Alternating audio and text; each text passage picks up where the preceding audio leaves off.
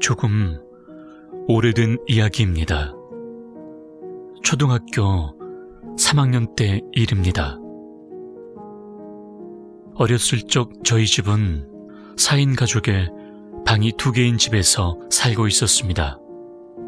아버지, 어머니, 형, 그리고 저. 당연히 아버지 어머니께서 안방으로 방 하나를 사용하셨고 저는 형과 함께 방 하나를 같이 사용했습니다. 그리고 그의 봄이었습니다. 몇 달 전부터 치매 증세를 알아오신 친할머니께서 그 증세가 더욱 악화되는 바람에 저희 집에서 모시기로 결정하였습니다.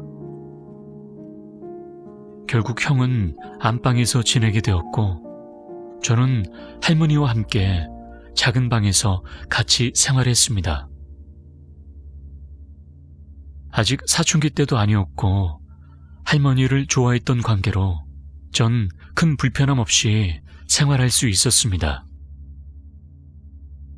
다소 할머니께서 기억이 오락가락하시고 거동마저 불편해지시던 터라 혼자 물을 드시러 부엌 갈 힘도 없어지신 모습을 보면 짠하기도 해서 슬퍼하곤 했었습니다. 그러던 어느 날 청천벽력 같은 소식을 듣게 되었습니다.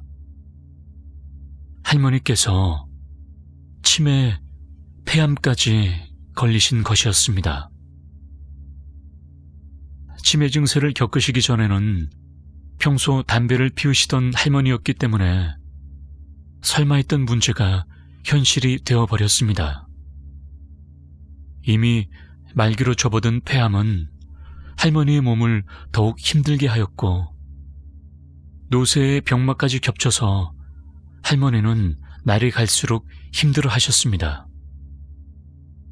이미 사형 선고나 다름없던 상황에서 조금이나마 할머니를 잘 보살펴 드리고자 가족들은 모두 노력했습니다. 그리고 한창 장마가 진행되었던 여름밤이었습니다.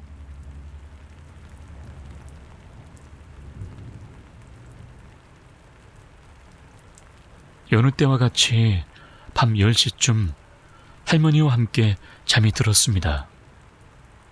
얼마나 지났을까?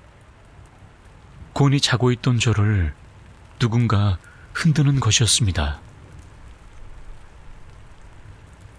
눈을 떠보니까 할머니께서 절 깨우셨던 것이었습니다. 전 할머니 왜 그러세요라고 물어봤습니다. 목이 말라서 할머니께서 깨우신 줄 알았거든요. 할머니는 네 아빠 친구분 왔나 보다.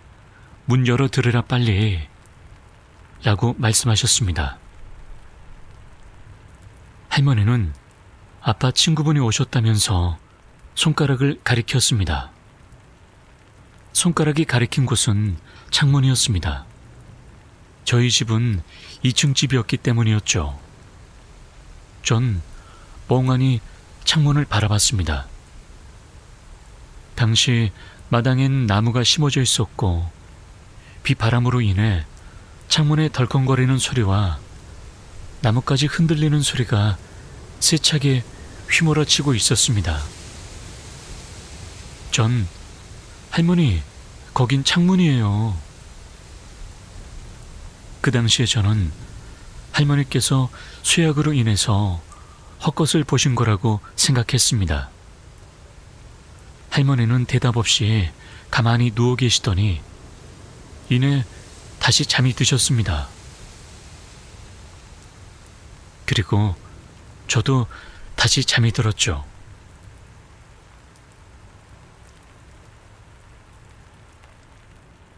얼마쯤 지났을까요? 할머니께서 다시 저를 흔들어 깨우셨습니다. 그리고 아까와 같이 친구분들이 왔다고 빨리 문을 열어드리라고 했습니다. 전 저긴 창문이에요 할머니 라고 말할 뿐이었죠.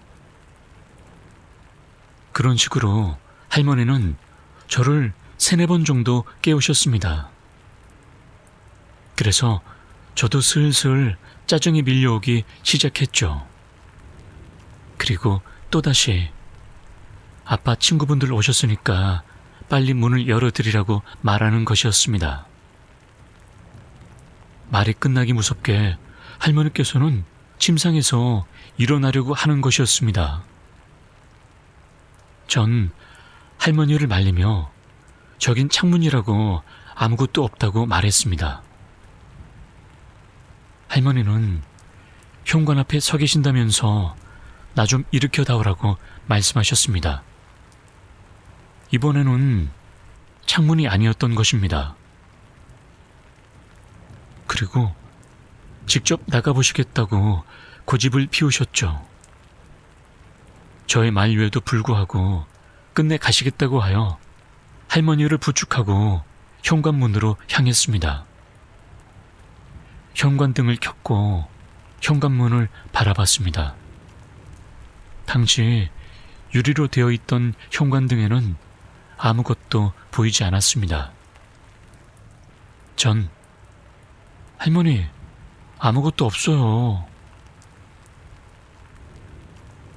할머니께서는 절 이상하게 쳐다보시더니 뭔 소리냐고 빨리 열어드리라고 호통을 치시는 것입니다.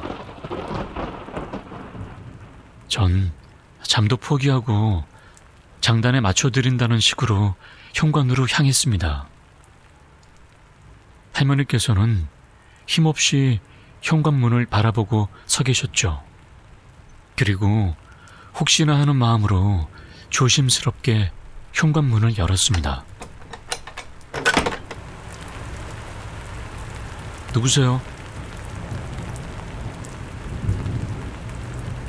물론 밖에는 아무도 없었습니다.